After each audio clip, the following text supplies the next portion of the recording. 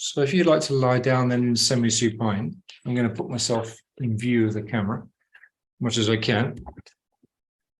Have a few minutes centering.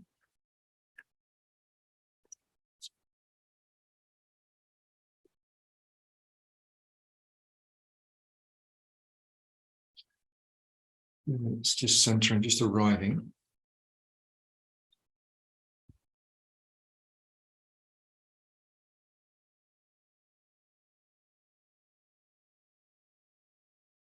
So I'm just going to advocate for this practice breathing as you want to breathe tonight. I'm not going to suggest or insist on anything. See what patterns arise in the breath. So, as always, we'll take a holistic approach to our practice. Through the body, we find the breath, and through the body and the breath, we find the mind.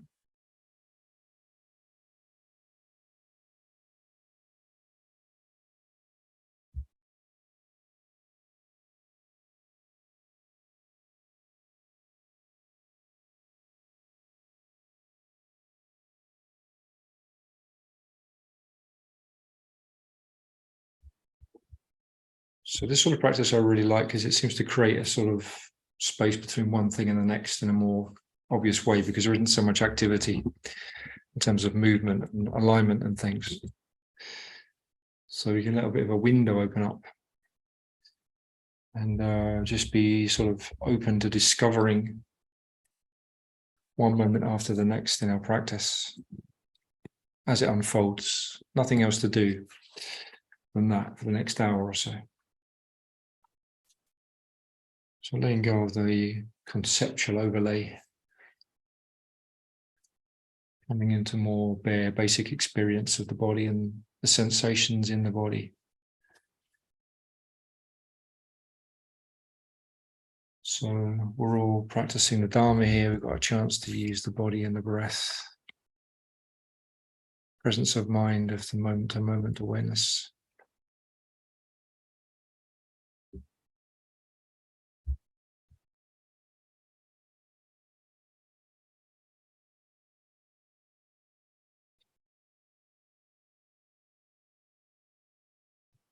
As we know, when we access that sort of that state in a genuine way, it's very joyful, isn't it? When you actually manage to let go of endless chachara, as we say here in Spain, endless mental chatter, and the very act of letting go of that and coming into more direct experience is quite joyful, quite pleasant in itself.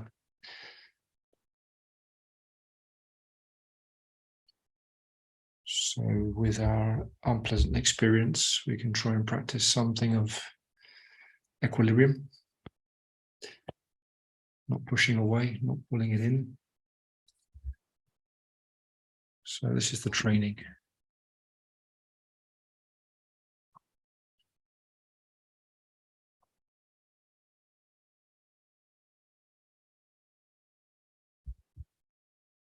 Okay, so we're going to start off. We're going to go through a variety of poses where I should have asked you to get a belt, but we'll do it after, once we come to the moment of doing it. You don't need a belt initially, but you will need a belt afterwards. So just becoming aware of the pelvis, rocking the pelvis back and forth with the in-breath and the out-breath. I'll do that a dozen times. More than anything, just to focus our attention in that area of the body, because it's from there that we're going to be working mainly today in terms of the hips and the legs.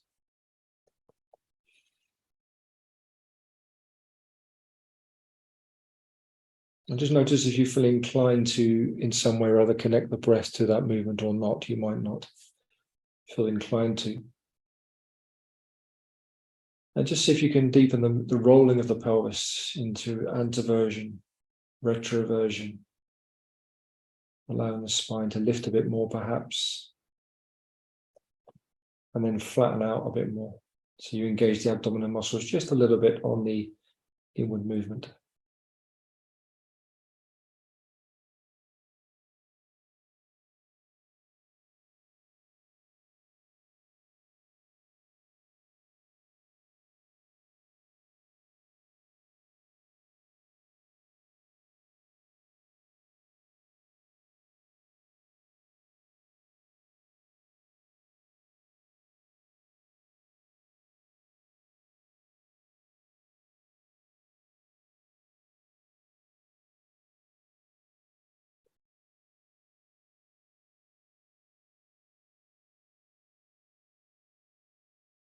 We see that the pelvis always takes the spine with it. Into extension and flexion, always spine follows through what the sacrum does. And I'd like you to bring both knees in towards the chest and take your right arm underneath your thighs to the extent that you can do that. Okay, so you're hugging the backs of the thighs. Straighten out your left arm in line with your shoulder.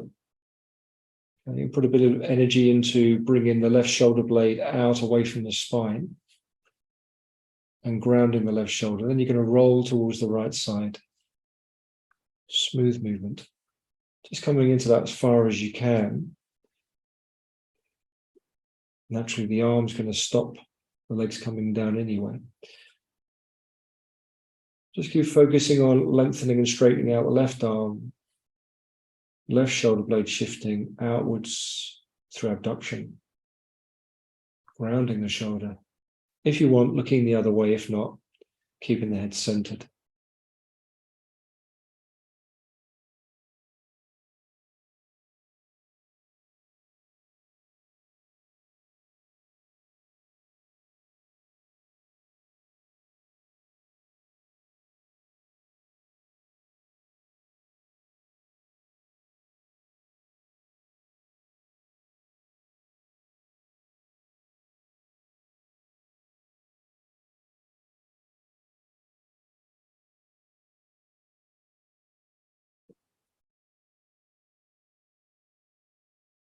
Okay, picking up the left leg and bringing that back to the center, the upper leg, then the bottom leg. Taking the other arm underneath. Okay, and then the same movement to the left side. Straighten out your right arm.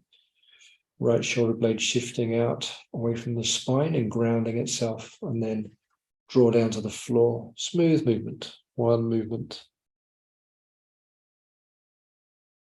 Really seeing if you can weight yourself down like an anchor through the right shoulder. Keeping the chest open. So eventually both shoulders and shoulder blades come back on the floor.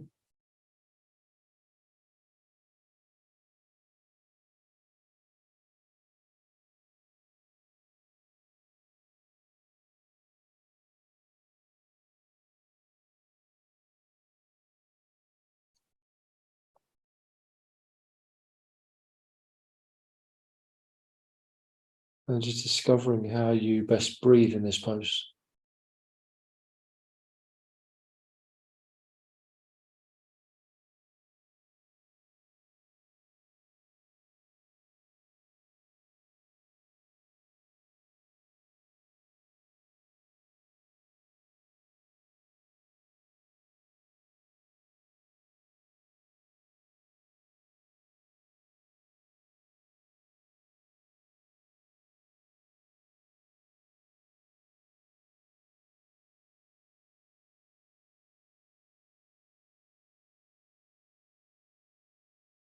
Okay, the upper leg comes back to the center now.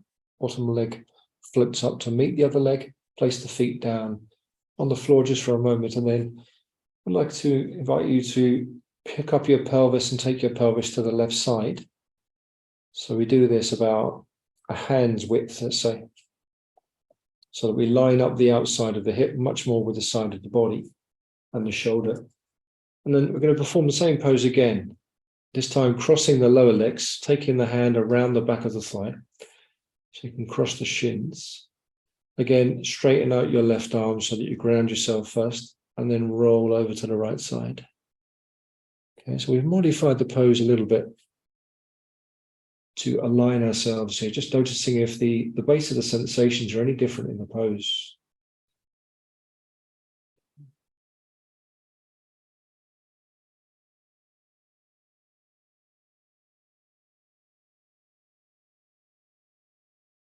So just breathing through the posture and living it and experiencing it. So the posture is happening moment by moment. The body's self-adjusting here and there through the breath, blood pressure, heart rate,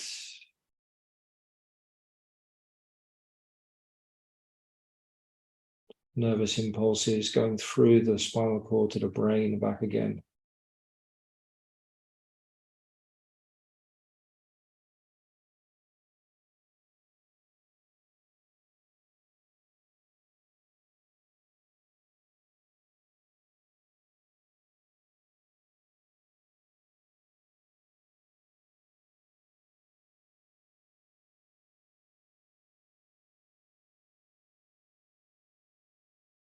Okay, upper leg back to the center, lower leg back to the center. And then place your feet on the floor again. Make the same adjustment to the other side. Okay, picking up the feet and folding the one leg over the other. So the left shin over the right shin. Straight right arm, drawing the shoulder blade out just a little bit from the spine and roll towards the left side. Really rooting down through the upper back. So take your mind into the upper back. You weight it down like a paperweight.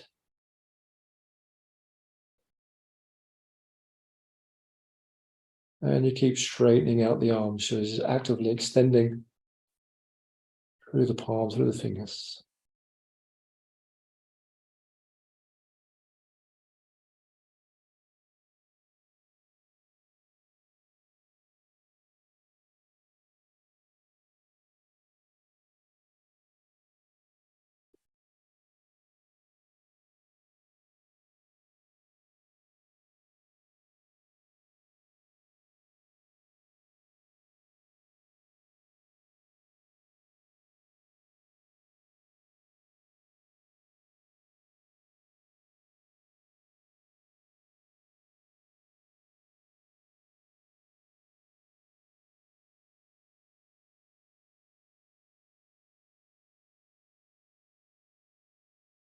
Okay, upper leg back to the center, lower leg floats up to meet it. Both feet on the floor for a moment.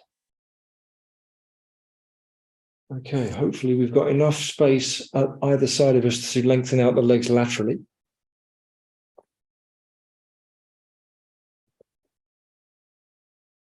So we're going to straighten the right leg out on the floor. The left leg comes to the vertical. We might just bend the knee and take the foot from the toe. Okay, if you can take the toe without having to lift the head back, some awkward position, that's great. So you've got the knee bent. Put some energy into extending through the right leg. Again, reach out through your left arm, straightening it out. Again, the shoulder blade moving away from the spine.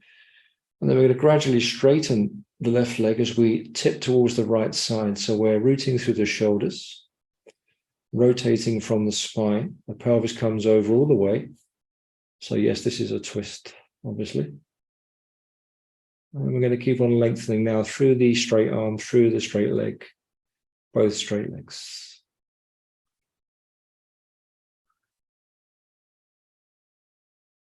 So, Supta Parangustasana.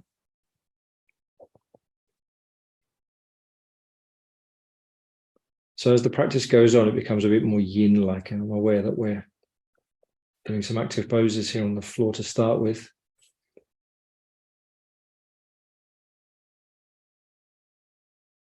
So think about the four directions. Your body's like a cross, lengthening through the spine, axially, through the arms, and through the legs, projecting through the heels, through the balls of the feet.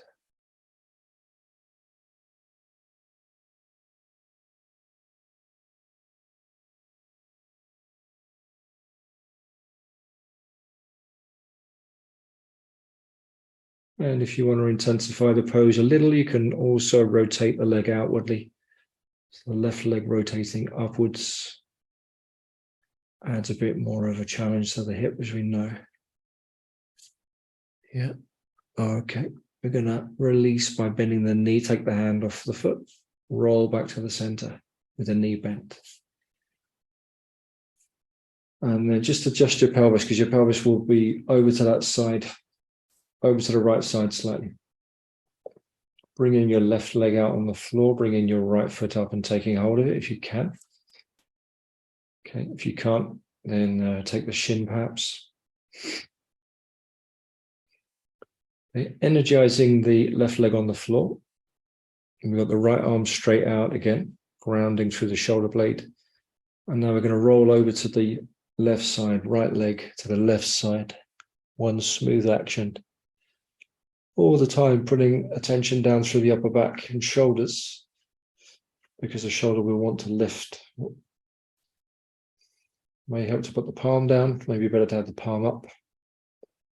Maybe on this side you notice that you've got a bit less flexibility in the spinal rotation, a bit more.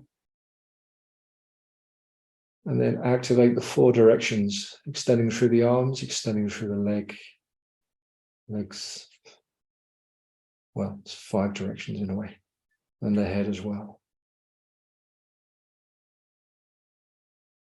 Turning the head, just to emphasize a little bit more the rotation in the spine if you want to.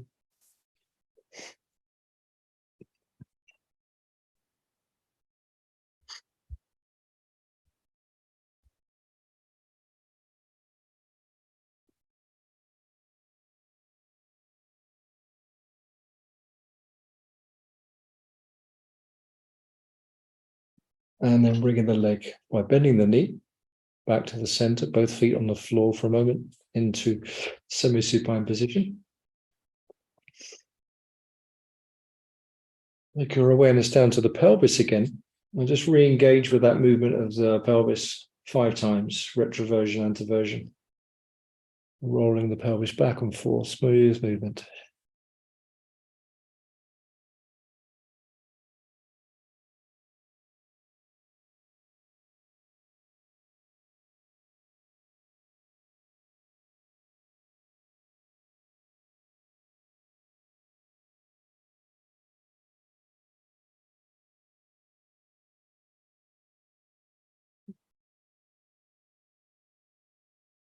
Okay, taking the belt and placing it just under the ball of the foot.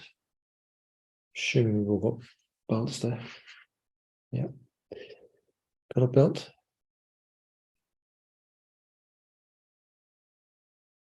Let's start off with the left foot on the floor. And I'd like you to bring your right leg up. And just before we start projecting it to the vertical, first of all, engage by pressing the belt to the hand and foot to the belt. Okay, keep your arms lengthening and straight. Again, shoulder blades grounded. Then lengthen your leg as much as you're able to. Opening the bases of the feet, so spreading and lengthening the base of the foot. So we bring into play something of Padabandha, something of Mulabandha.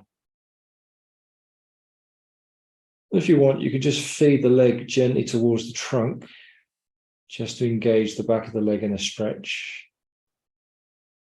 Find your point of, let's say 90, 95% at the most.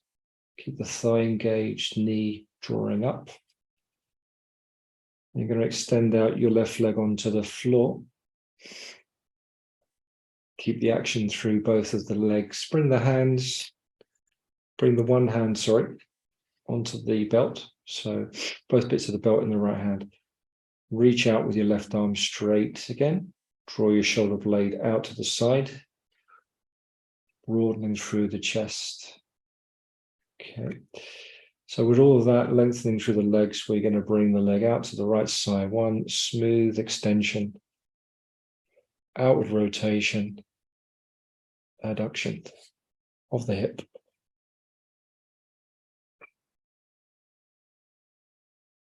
Trying to, as much as possible, keep the pelvis steady and neutral. If you want to, you can put the hand on the front of the pelvis. So that just helps you steady the pelvis a bit more. It's up to you. Personally, it doesn't work for me. I prefer to have my arm on the ground.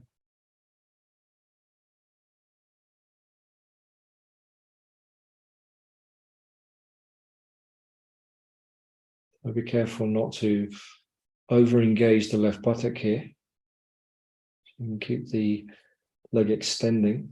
Keep the buttock fairly soft on the left side. Inside edge of the leg lengthening through the gracilis, through the side of the leg down to the ankle.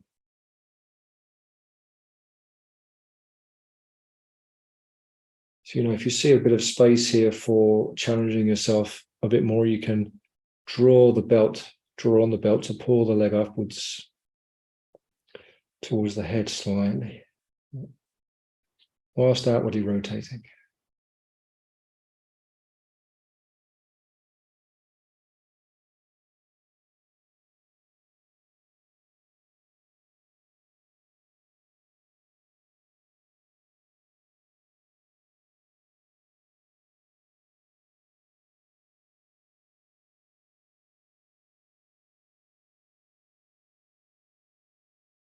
Okay, a smooth movement up on the in-breath. Keep all of the engagement as you come up.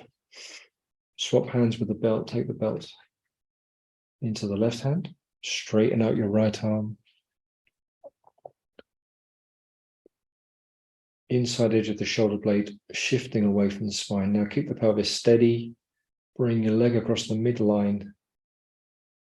You can try to turn the leg out a little bit. You can try to outwardly rotate the thigh as you bring it across the midline. If that's just too intense, then just lay off.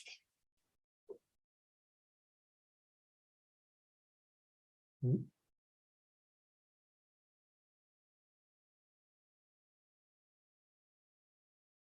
now we're just going to gently pull the leg back towards the belt, as if trying to bring the leg back again to the other side. So we engage it isometrically. Just there for 5 breaths. And then we release after 5 breaths. We're going to take the leg away now on the side. Bring that foot onto the floor. Okay, taking your belt underneath the opposite foot. First of all, halfway. So just bending the knee, pressing the foot into the belt, pulling back. So you engage the buttock and the top of the hamstrings a little bit here to start with. Okay. Shoulder blades grounded, rooted, neck, face, tongue, eyes relaxed. Okay, bring the leg to the vertical.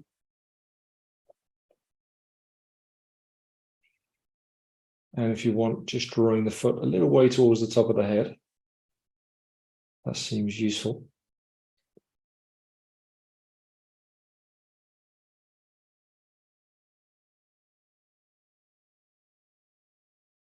And connecting with the breathing, making sure the breath doesn't get lost. Smooth, steady, rhythmic breath. All right, lengthening your right leg out onto the floor. Both parts of the belt in the left side, rotate the leg out and start to draw the leg out to the side. Right arm straight out. Grounding through the shoulder blades. So it's almost like a mental act. I want us to send a message to the body via the instructions. So it's like somehow you can't help but be mindful through this kind of practice when you're thinking in terms of a bit more detail. But of course, it's mindfulness in quite a narrow sense. Yeah, it's just sort of mindfulness from the point of view of adjusting the body, holding this bit still, moving that bit out. So see if we can give a bit more of a broader base of mindfulness through the practice. So perhaps we notice what is arising in the practice, what's arising in the pose, and what's passing. So there is constant change going on in your experience, and it's that experience and change we're interested in. Doesn't matter how seemingly insignificant it is. The point is to notice what seems insignificant through the lens of awareness of change. Yeah?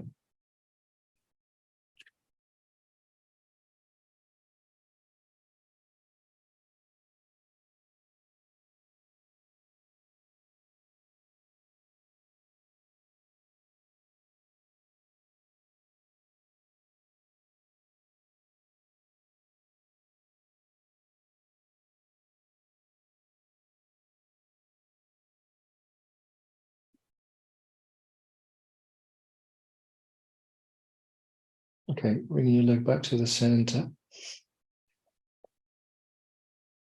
Bringing the leg across the midline. Okay, bringing the hand up, opposite hand up. Once again, extending and lengthening the left arm, grounding the shoulders.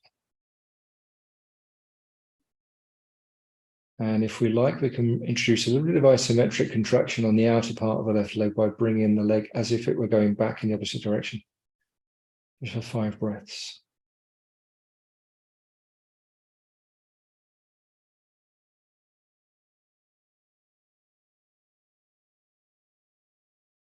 The purpose of that is to release any tension that might be building up there. So that area is prone to gathering, accumulating tension. All right, and release. Bringing both feet onto the floor into semi-supine position for a moment. 5 times, we're going to reconnect with the pelvis again. Just roll the pelvis backwards and forwards, full range of motion. Noticing how the pelvis feels back and front, sides, left and right.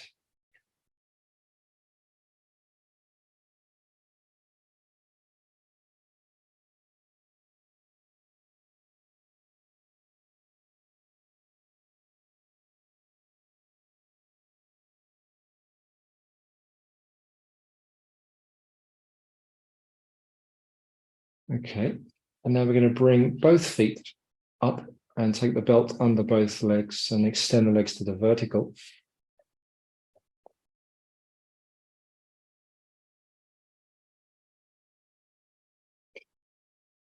Okay, so this is a bit tricky to come down into. So you might find you need to bend the knees because it's difficult to control without lifting the body off the floor. So we're going to take both of our legs over towards the right side, grounding the left side. All right, so straightening through the left arm, shoulder blade shifting away from the spine again. And you're going to slowly descend. You might find you need to bend the knees. Yeah? It's difficult to come down gracefully. So you can keep the belt on or take the belt off and just take hold of the foot with the hand if you need to, if you want to. Okay, it's up to you whether you keep using the belt or not. Again, rooting down through the back, upper back, chest broadening.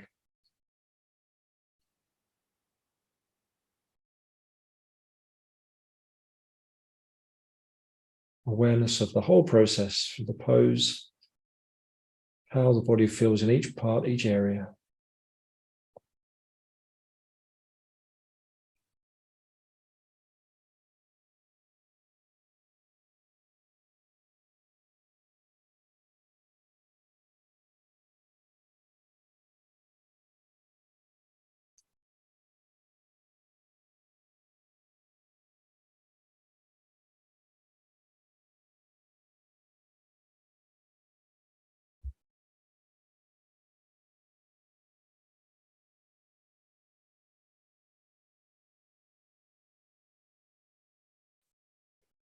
Okay, I'd like you to bend the knees and bring the legs back up to center. Okay, grounding the right side. Take the legs now to the other side. Space there. Yep.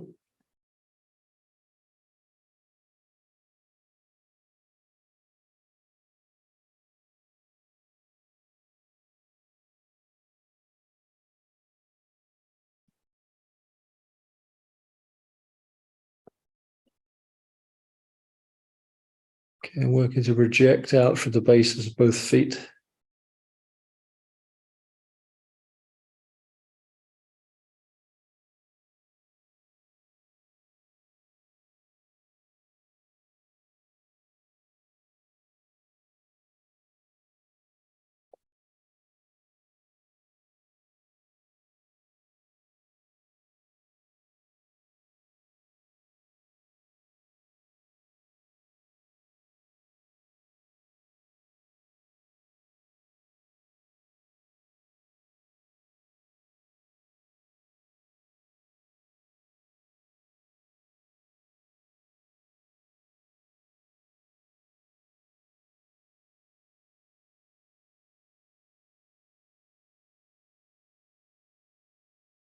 Okay, and bringing the legs back up to the center with the knees bent.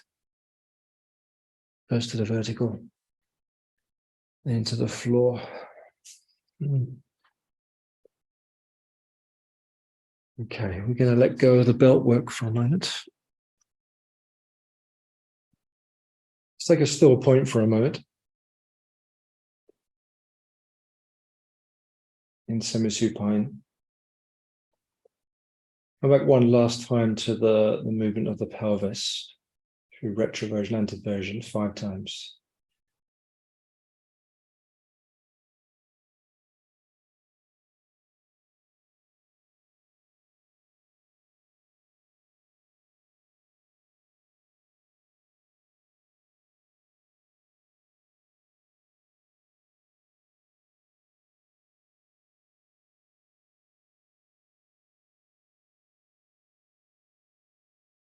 Okay, and I'd like you now to, you're going to bring your left foot onto the top of the right knee, ready for thread the needle.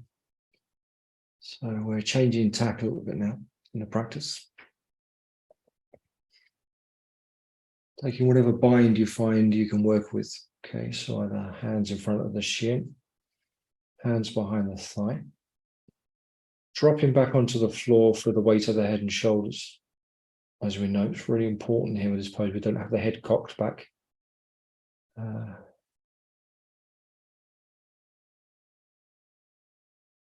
we're going to work to gently bring the knee in. So we are going to intensify the stretch just a little bit here.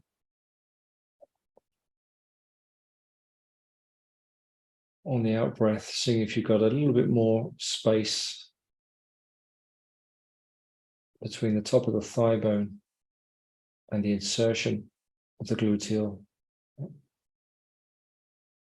This activates the piriformis to some extent.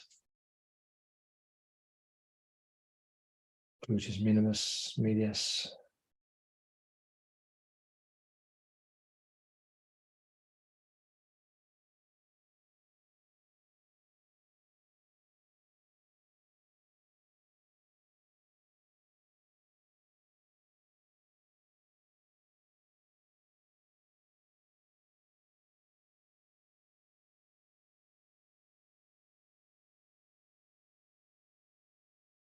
We're going to start giving ourselves a little bit longer in the postures now, from now to the end, to a minimum of 10 breaths, usually around 15 breaths.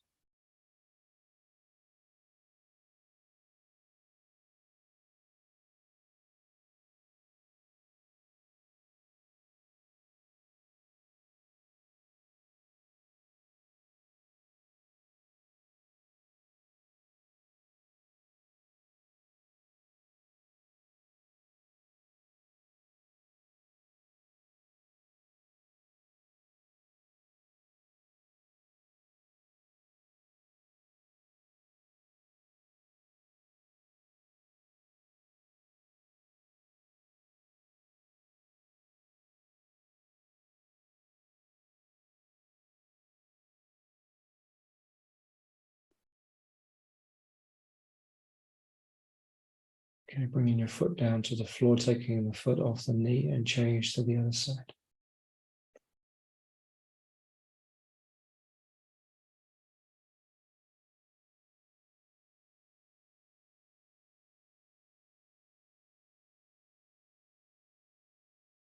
And then dropping the weight of the shoulders, head and neck down on the floor.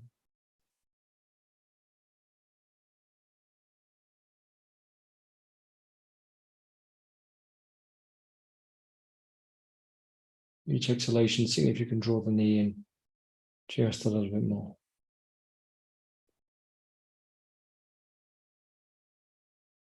Pelvis rooted at the back.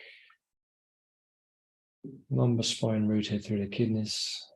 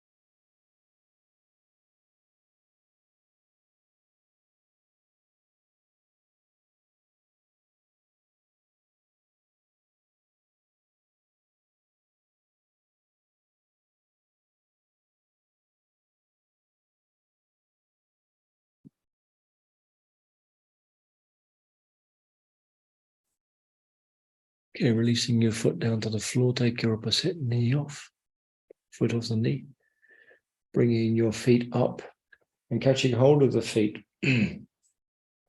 First of all, with the knees bent, come into the so-called baby pose. And then we're going to go into Urdhva Mukha Pravarita Padottanasana. 2. So, okay, so we're moving into, again, a slightly more active pose here. And then from then on, most of the poses are just basically based on yin style practice.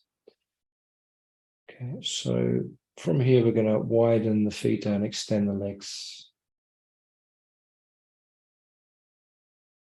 To the extent that you can extend them, keeping the pelvis grounded, spine lengthening a little bit. And then just gradually, within your capacity, widen the feet, widen the legs.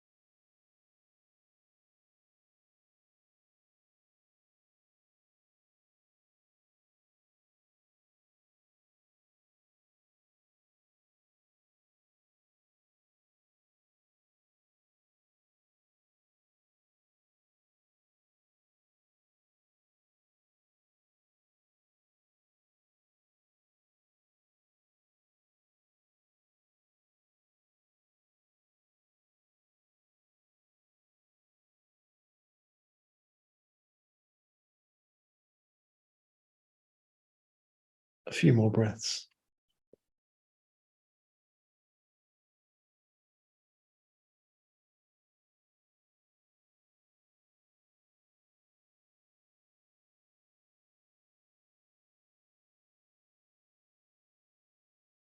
Okay, release your knees and take your feet to the floor again in semi-supine position.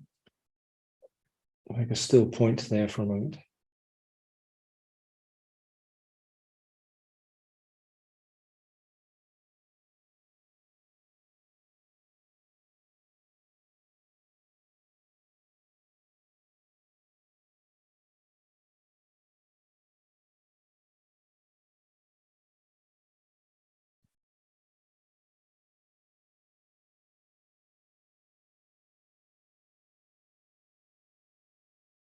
Okay, then I'd like you to come up onto your mat, turning over.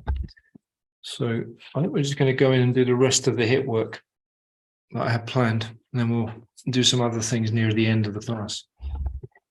So we're going to do the wide leg frog, but you can vary this entirely depending upon how you want to do it. Okay, so you will need a prop or a bolster or a blanket in front of you.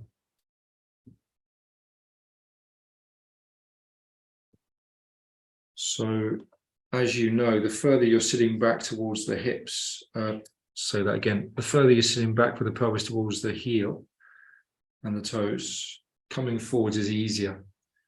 The more you bring the pelvis forwards, moving the hips away from the heels, the more intense it becomes. Yeah, so you're completely at liberty to come into this to the extent that you want to work in it, either more softly or a little bit more in a challenging way. It's entirely up to you. Okay, I'm not going to insist on one way or the other. You know the effects of doing it in a more demanding way.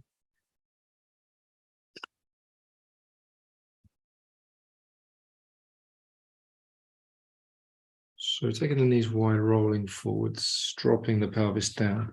Either way, it has an intensity, even if you don't bring the hips that further forwards, that far forwards. And supporting the upper part of the body sufficiently so that you can let the weight go down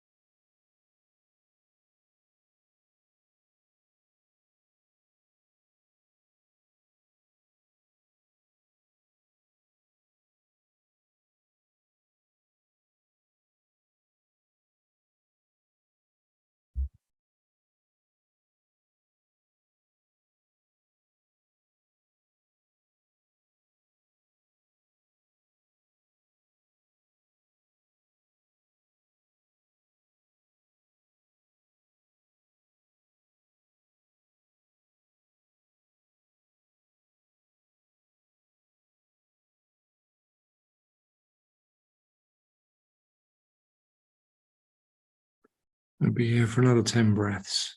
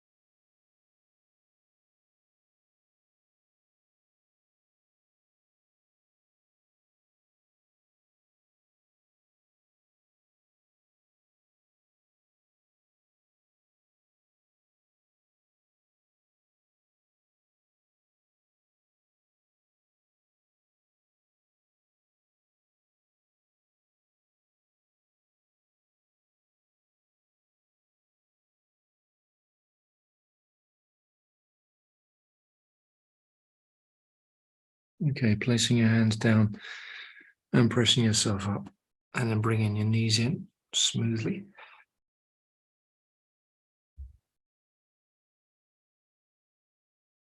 So from here, we're going to come into the pigeon pose, the lying swan. Let's call it the swan and the lying swan. I think for you both, you're not going to need props. So.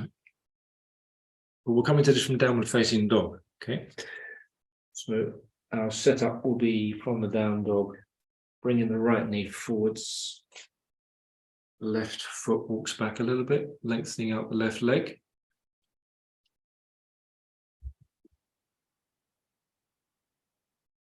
Keeping everything nicely lined up through the pelvis balanced. Yeah. And we'll take our first 10 breaths in the upward position, thinking about the kidneys lifting a little bit through the spine, broadening through the middle of the back and the upper back, looking to the horizon, and just getting a sense of the integrated nature of the pose. So getting a feeling of what's going on in the upper body, how that relates through the hip, through the back leg, and the knee beneath you in the pelvis position. And just be aware of the different kinds of sensations in both of the hips, because they're both doing quite different things. And you're working on two different areas of the hip simultaneously, effectively, very different ways. Yeah.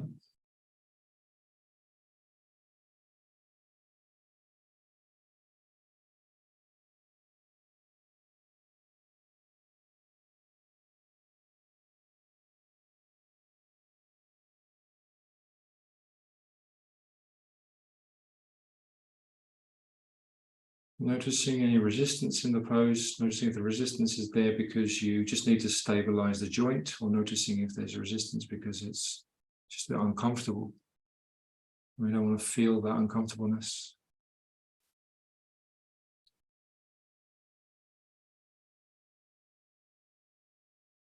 Okay, we're going to start the descent, coming into a more passive version of the swan now. Support yourself however you want to support yourself. You know the practice.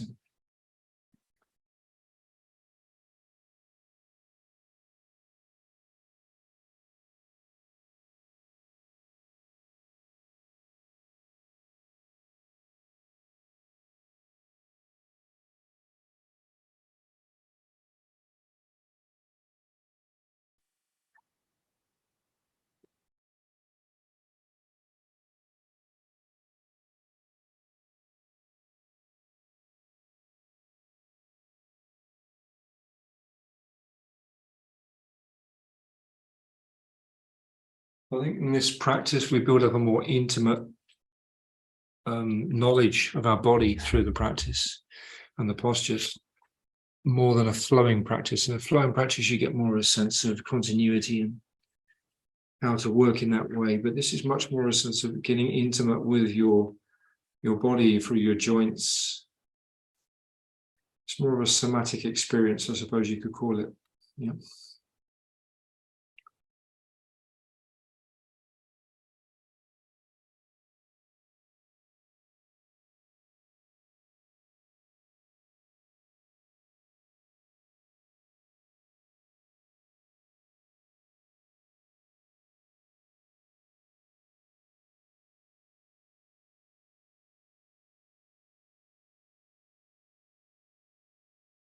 Another 5 breaths on this side.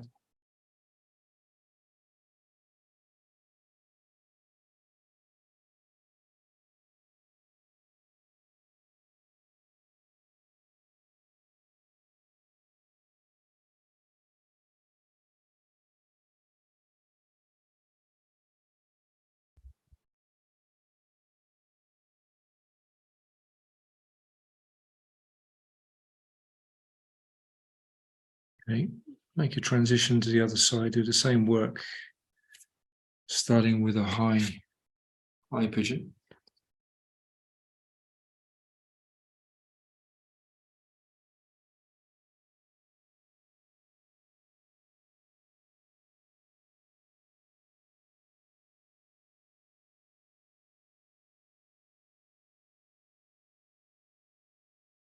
So you can feel the openness of the back hip and the closedness of the front hip, right?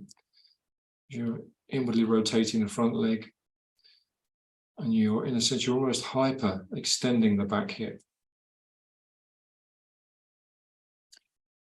So we're encouraging the psoas to let go of the back hip, and we're focusing more through the buttocks and the direct hip joint with the front leg.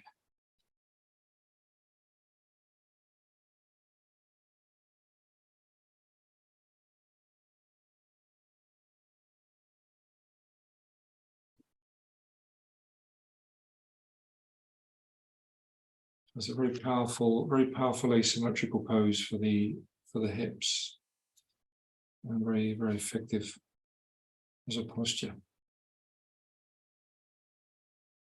So from that lifting of the kidneys, now start to extend yourself forwards. So you intensify the work a bit more through the front hip and release the work for the back hip. That's what happens, isn't it?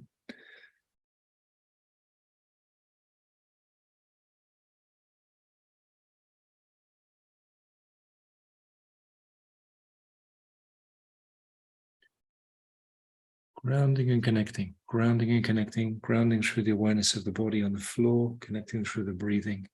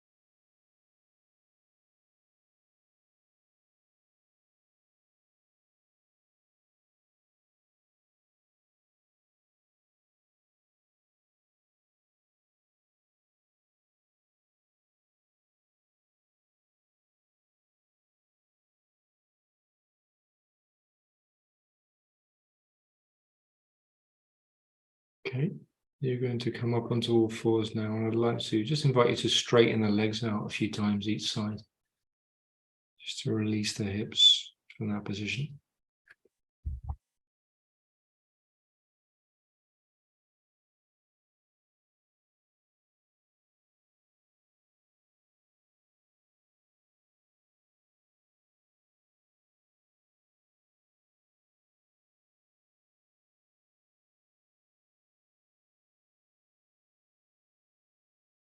Okay, and then from here we're going to come into Upavista Virasana. So I recommend you use a block for this because it's quite a powerful pose and it really ends up with the hip joints being compacted in to the hip sockets. So if you widen the knees and bring the toes together behind you, just underneath the coccyx, I'm going to place a block just underneath the pelvis there and sit down.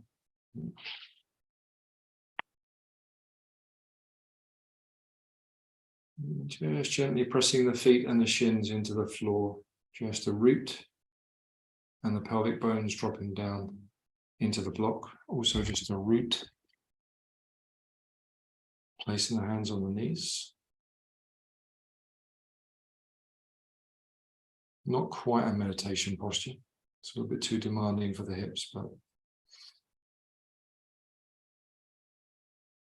we'll bring your attention into the midline of the body. So from somewhere near the pubic bone, follow your in-breath from the pubic bone through the navel, through the front of the body, through the sternum, up into the base of the throat, and then exhale from the base of the throat down again to the pubic bone.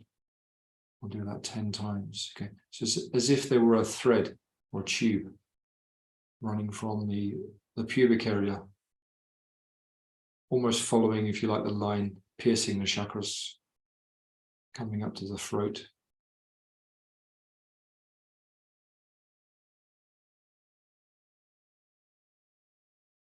So you can imagine or get a sense that you're vivifying, bringing life into that whole area as you're breathing in and breathing out, both the front of the body and the back of the body.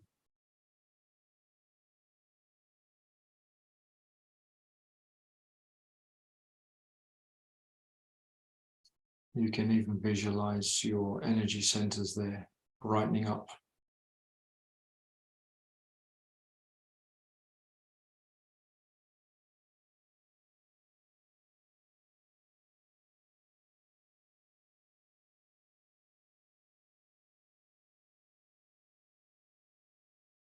The central channel through the spine, in front of the spine, brightening up.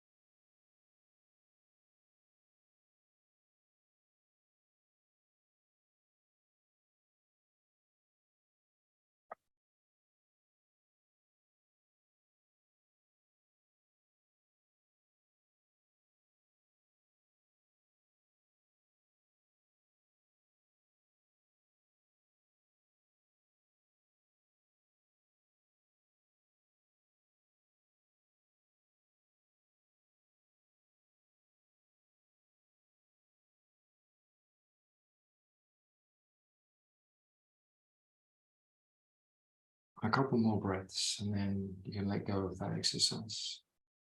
The breathing. Just let the breath come as it wants to.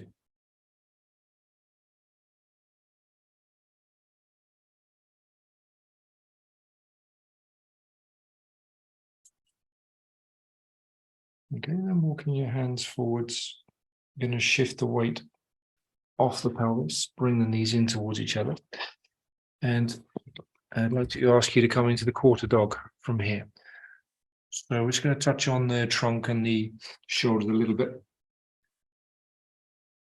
We're going to slide out your right hand and slide under your, let's do it the opposite way around. Slide out your left hand, bring it under your right hand, reaching out.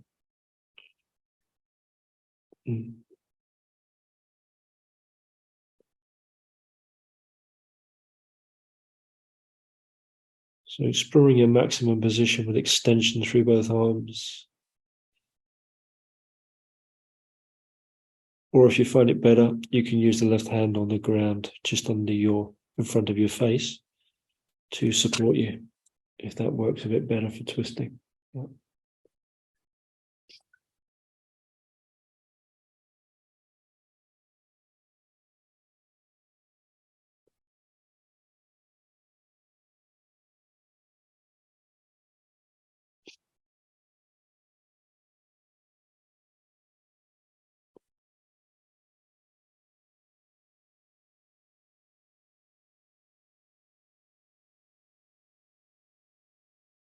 We'll be here for 10 breaths or so, and then we'll change the other side to the other side.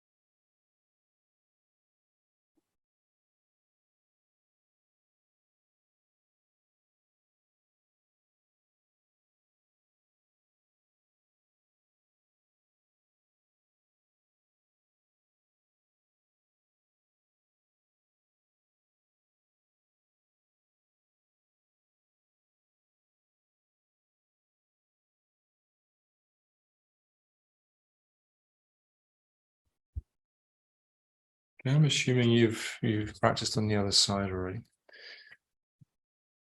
So a few more breaths and then make your way out of that.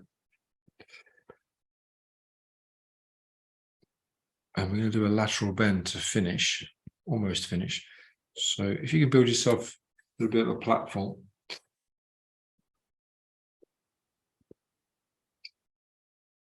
Bring your legs up perpendicular. So your knees are bent. And then you're going to draw your body over the side. If you haven't got all the gear, well, you haven't got it and that's it. But I tend to find it's better if you have a blanket or a block or a meditation cushion to rest the head on. So the head doesn't drop down too far, because that very quickly becomes uncomfortable in the side of the neck. So a nice long line through the pelvis and the trunk through to the top of the head, keeping the body in line. Okay, elbow as well in line with the shoulder, bringing the arm over and taking the wrist or the forearm. And you just invite a gentle traction, drawing the arm out of the socket.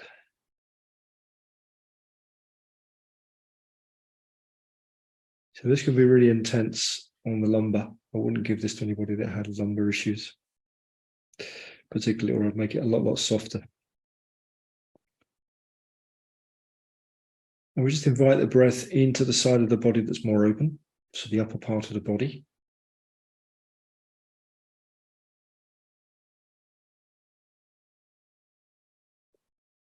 Take the attention to the action of the ribs. So the diaphragm is acting here in an asymmetrical way, as more of a one-sided action. More restricted on one side, more open on the other side, slightly twisted.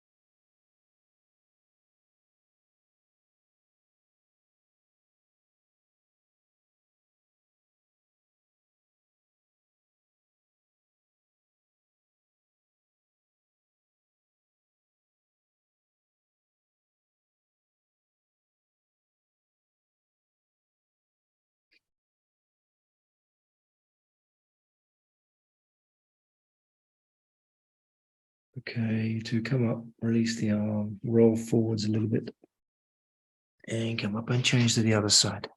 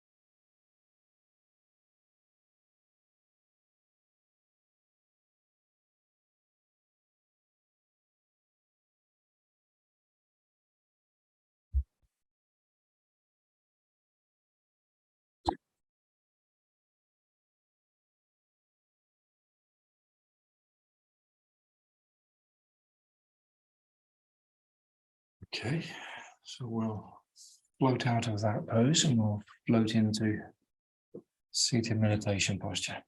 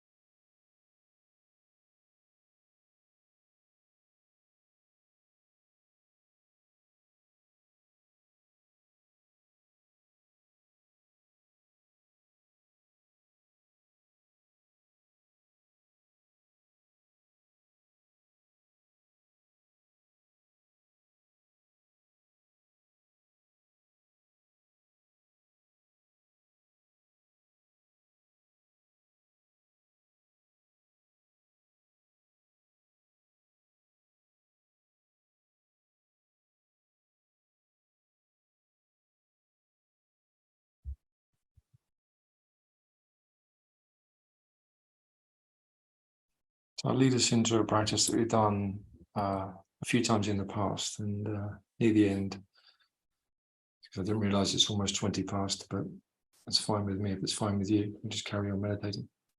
And at the end, you can just carry on meditating if you want to. I won't make any great announcements as I leave.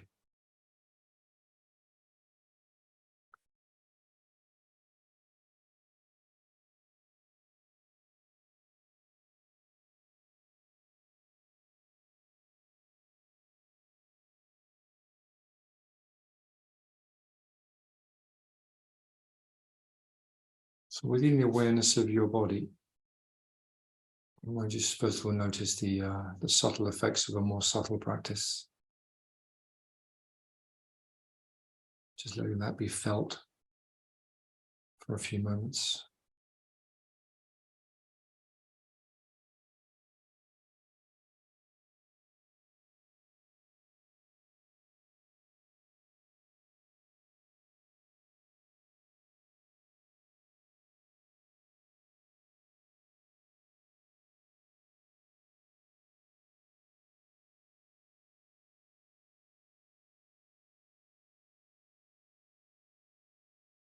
And I would like you to, within the awareness of your body, bring your attention specifically to the area at the crown of the head.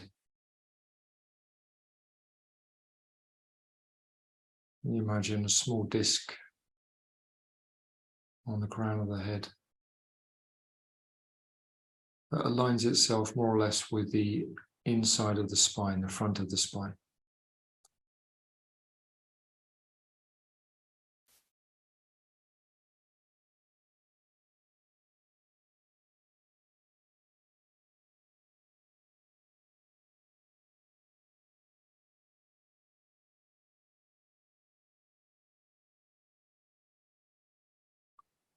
And this disc now begins to descend down through the head, through the front of the spine.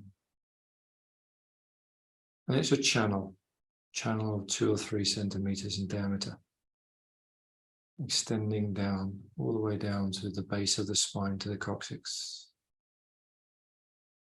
White in color, semi-transparent.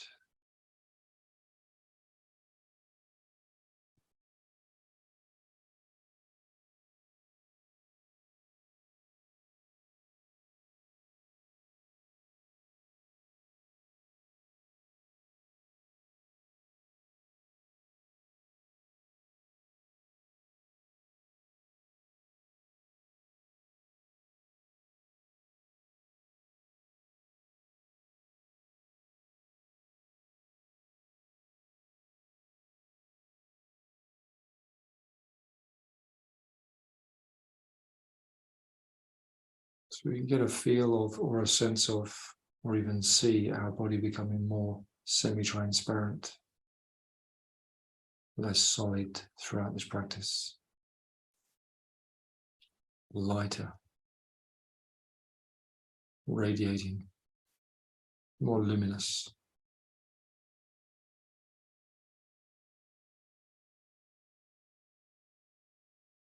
So this white channel now begins to, from this white channel, there begins to emit a white light, and it starts to fill the body, filling the internal shape of the body with a white light, puring and calming,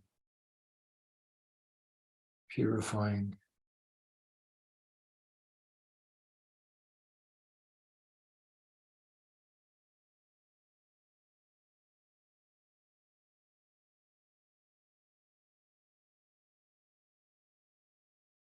and calming. So its nature is calm, tranquil.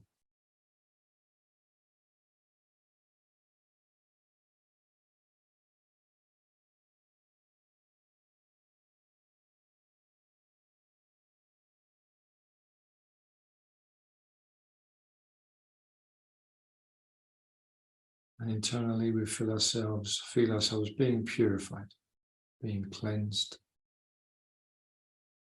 being balanced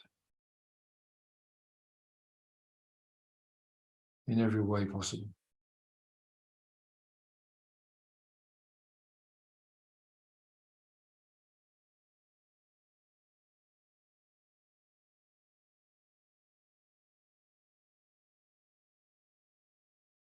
This white light now begins to continue to expand and radiate beyond the limits of the body. So the limits of the body become permeable, less solid, more transparent.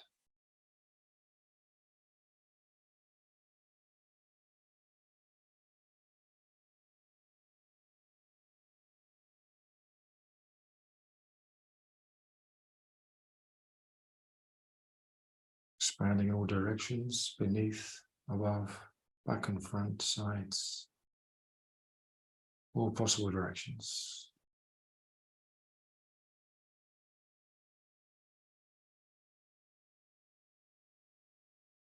Cleansing and purifying.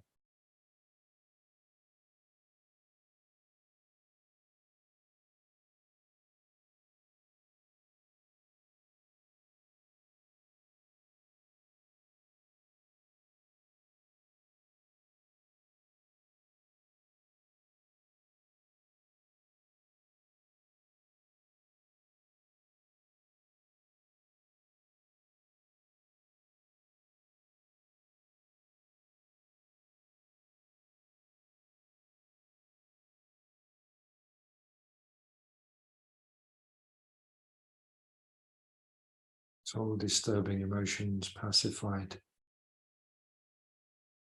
all discomforts in the body calmed.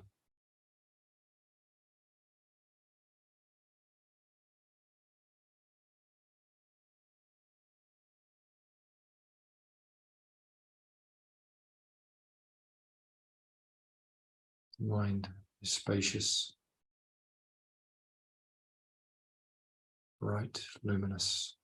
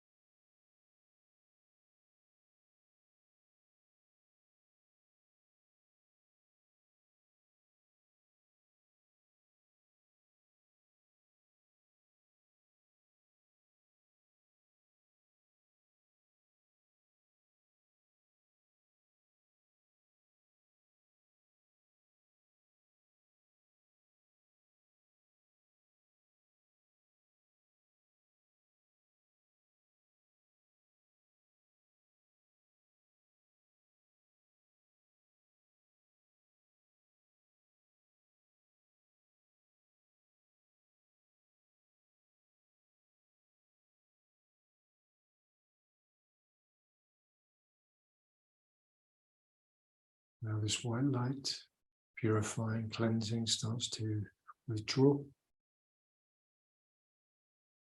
moving back into the body, slowly back into the channel in front of the spine.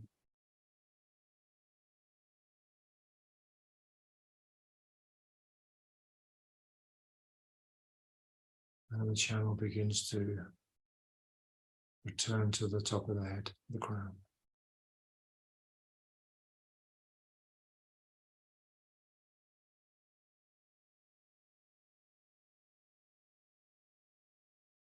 And then we just rest in the space of the effect of the practice.